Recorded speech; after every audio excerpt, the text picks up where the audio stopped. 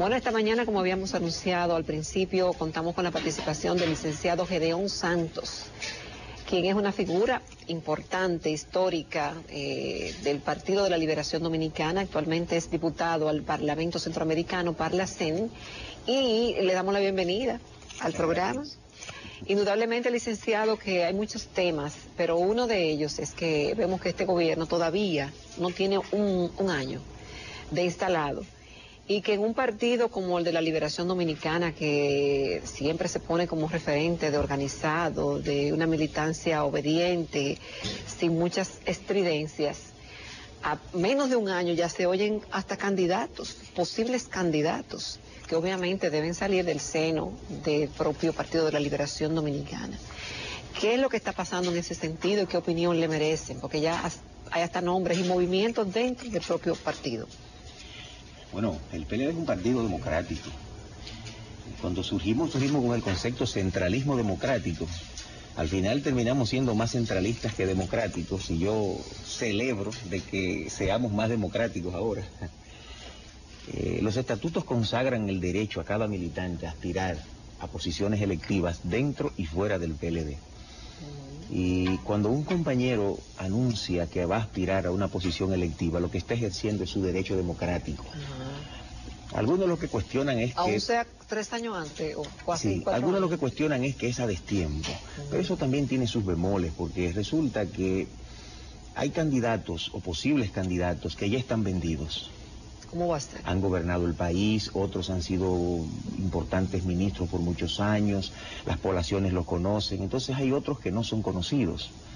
El poner unas reglas como una tabla rasa de que los compañeros no inicien temprano es poner en desventaja a los nuevos aspirantes que pudieran también tener posibilidades en el futuro. Pero a menos de un año. Pero no, eso ¿por qué? Porque el que tiene la lágrima honda que empiece a llorar temprano, o cómo es la cosa. No, es simplemente porque yo creo que primero no he visto a ningún candidato que haya dicho públicamente que aspire en el PLD. Son cosas que se dicen por los pasillos. Pero le caen arriba, sí. No, dice sobre todo Franklin Almeida, que le cae arriba todo el que comienza a aspirar. Se dicen por los pasillos todo, pero ningún compañero ha dicho públicamente que aspira a una nominación presidencial del partido. Por lo que por ahora yo no veo todavía que haya ningún problema en el PLD. Los compañeros lo que están es visitando provincias, haciendo contactos, y eso es legítimo. Yo creo que es un derecho estatutario que tiene que ejercer como democracia partidaria. Mira, yo quiero comenzar preguntándole, bueno, sí. A menos que sea sobre el mismo tema, porque me desvié en ese propio sentido. Se menciona mucho el Parlacén, pero te puedo asegurar que la población no tiene idea de qué es el Parlacén ni qué hace el Parlacén. Y sería interesante que un diputado del Parlacén y un diputado del PLD le explicara al público en qué consiste y qué hacen realmente los miembros de ese estamento. Bueno, el Parlacén visto aislado es como si fuera una asociación de políticos que van a unas vacaciones bien pagadas. Eso es lo que la gente piensa. Pero resulta que el Parlacén es más que parte del sistema de integración centroamericana completo. Es un sistema que tiene una parte económica, que es el SICA, el Sistema de Integración Económica. Tiene la Corte Centroamericana de Justicia, que es el brazo judicial. Tiene el Banco Centroamericano de Integración, que es el brazo financiero.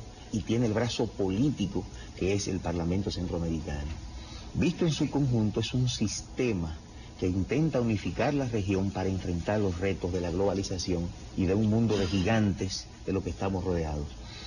Solos nosotros, con un mercado insuficiente de 10 millones de habitantes y de consumidores, no tenemos mucho futuro en una globalización aplastante. Juntos hacemos un mercado de casi 60 millones de consumidores y podemos hacer alianzas estratégicas importantes que nos permitan competir con un Brasil, que no es solamente un gigante, sino una potencia mundial, México, cualquiera de estos países que son realmente países grandes.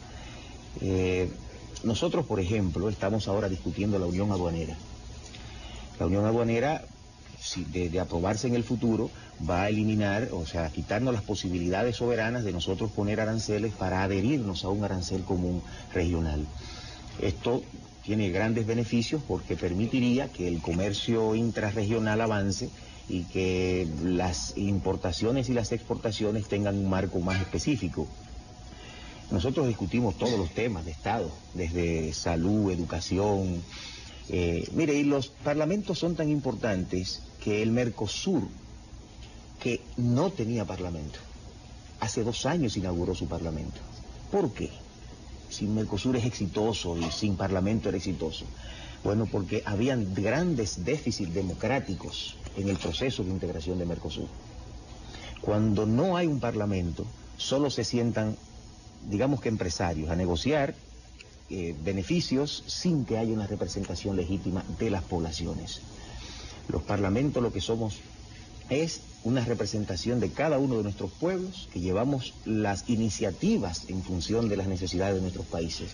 Sin eso, la integración no es democrática. Bien, yo quiero regresar al PLD. Muy bien. Hay planificado la celebración de un congreso.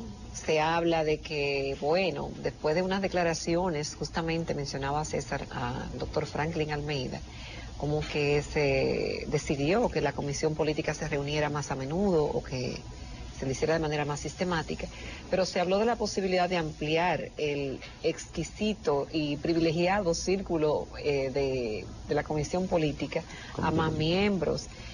¿En qué están esas gestiones dentro del partido? Y agregándole yo a eso, ¿cómo se sienten los PLDistas en esta gestión de Danilo Medina, después que se hablaba de que hay un superministro y cosas así por el estilo?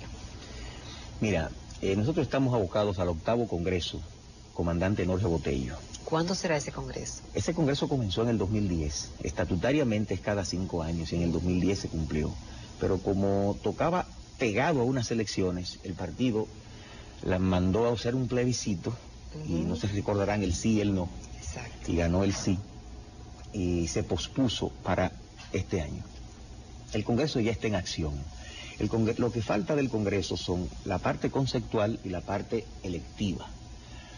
En la parte conceptual hay 15 temas que se le han bajado a las bases para que opinen sobre ellos. Ahí está línea política nacional, línea política internacional, el tema mujer, juventud, etcétera, etcétera. Yo pienso que el PLD es un partido que tiene problemas, pero que si nosotros metemos la cabeza en un hoyo y no lo vemos, al final nos va a afectar, y lo que tenemos que hacer es hacernos las autocríticas necesarias, superar esos problemas, y yo creo que si lo hacemos vamos a gobernar este país por muchos años. Pero de división interna, ¿no? No, los problemas que tenemos son de carácter democrático, de carácter de reformas internas, debido a que nosotros en el 6º Congreso, profesor Juan Bosch, en el 2001, cometimos un acierto y 2 errores. El acierto fue que abrimos el partido. La gente decía, ese es un partido muy cerrado, ¿cómo yo entro ahí? Esos círculos de estudio no hay quien los aguante. Bueno, pues abrimos el partido y efectivamente nos convertimos en el partido más grande, para mí, de América Latina, per cápita. Hoy tenemos casi 3 millones de inscritos en el último crecimiento del partido.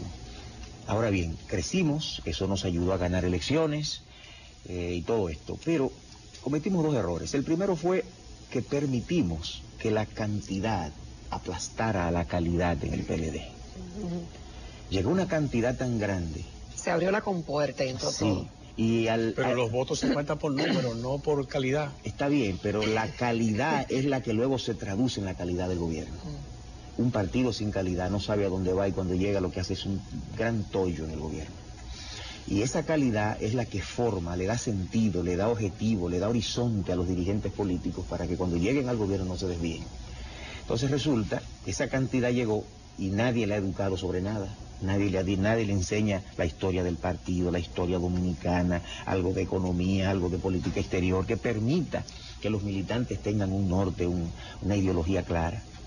Pero el mayor error que cometimos fue que nosotros desmantelamos el viejo partido, con sus estatutos, sus métodos de trabajo, su ideología, su mecanismo interno de disciplina, su sistema de comunicaciones. Desmantelamos el viejo PLD y no hemos construido el nuevo PLD. No se está construyendo en estos momentos. No, ahora ni tenemos el viejo ni tenemos el nuevo PLD. Y lo que tenemos es un gran vacío. Y yo creo que lo bueno de su pregunta es que estamos en el preciso momento, que es el Congreso, para construir ese nuevo PLD. Los partidos son, digamos que articuladores de los intereses de la sociedad con el Estado. Eso tiene que ver con lo que usted mencionaba de ese vacío, tiene que ver con que en las últimas elecciones del año pasado, el PLD sacó más de 1 millón de votos menos con relación a las otras elecciones presidenciales, las anteriores. Bueno, tiene que ver con eso, pero yo me refería fundamentalmente a que ese vacío lo ha llenado un solo organismo, que es el comité político. Y gracias a Dios que tenemos un comité político, porque el PRD y el Partido Reformista no tienen un organismo que goce del peso y la autoridad que tiene el comité político. Y dentro del comité político la OTAN. Entonces resulta que el comité político ha sabido administrar al PLD, pero un organismo no puede sustituir a todo un partido. Y lo que vemos es un PLD que no se reúne, que no planifica, donde los mecanismos de ascenso están cerrados, un partido que no tiene una ideología clara, no sabemos. Éramos bochistas cuando don Juan, pero en el siglo XXI, con esta crisis de las ideologías, no nos hemos sentado como partido a definir qué ideología nosotros vamos a adoptar. Para ponerle diferentes casos, yo pienso que un partido que tenga estos problemas necesita sentarse a repensar qué sociedad quiere. ¿Qué país quiere construir? Y sobre la base de ese país que quiere construir, ¿qué partido entonces nosotros vamos a hacer para construir esa sociedad? Bien, con su permiso, vamos a un corte comercial y en breve regresamos con la entrevista.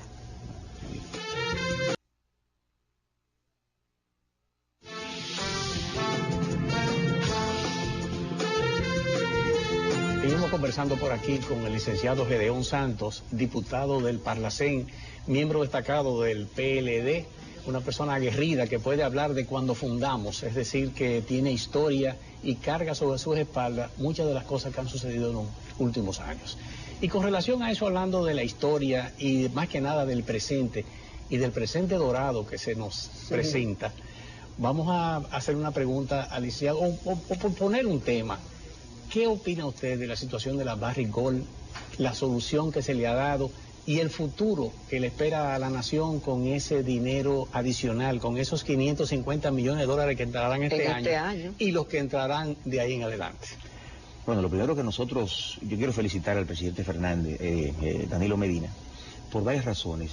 Yo creo que América Latina está viviendo una nueva etapa de independencia y de autodeterminación. Hace 20 años, por hacer eso, lo hubiesen tumbado, o por lo menos hubiese habido visos de tumbarlo, o de afectar hasta su propia vida.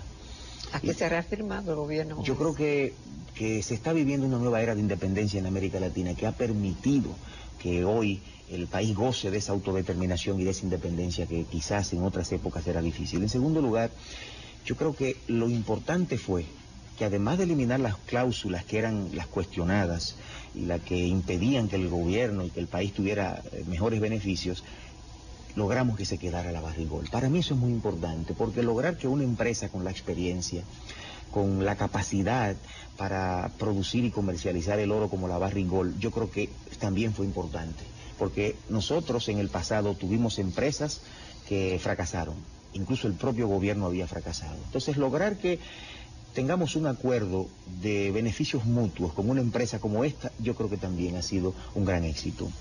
Para mí lo importante ahora es ver al futuro. ¿Qué vamos a hacer?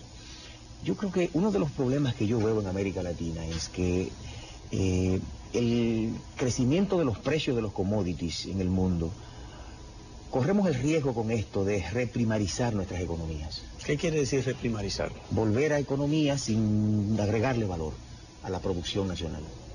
Eso no Productos primarios que se exportan sin valor agregado. ¿Y qué pasa? ¿Cuál fue la experiencia en los años 60, en los años 70, de nosotros tener un proceso de exportación sin valor agregado? Que no pudimos lograr el desarrollo. Entonces, yo no cuestiono, perfecto, tenemos nuestras riquezas, tenemos que explotarlas. Y como la Barrick no nos va a dejar a nosotros un valor agregado, lo que nos deja es dinero. Yo creo que tenemos que repensar bien qué vamos a hacer con ese dinero que nos va a quedar de la Barrick Gold. Porque incluso ¿Usted favorece un fondo especializado para usarlo en determinadas cosas, no en obras dispersas, como ha prometido el presidente, en un presupuesto suplementario? Yo favorezco que se destine a 3 cosas fundamentales, que las 3 terminan en un solo concepto: competitividad, a educación, a reconversión industrial dominicana, es decir, reconversión significa tecnificar nuestra industria para darle vocación exportadora y número 3, para resolver el tema eléctrico. Si nosotros invertimos en esas 3 cosas este dinero, vamos a sembrar los beneficios que lo van a cosechar las futuras generaciones y el país tendrá un sustento, digamos que una base sólida para crecer en el siglo XXI, que para mí no hay ninguna salida si nosotros no logramos una industria exportadora en el siglo XXI. Este país de 10 millones de habitantes no puede sobrevivir en el futuro si no exporta.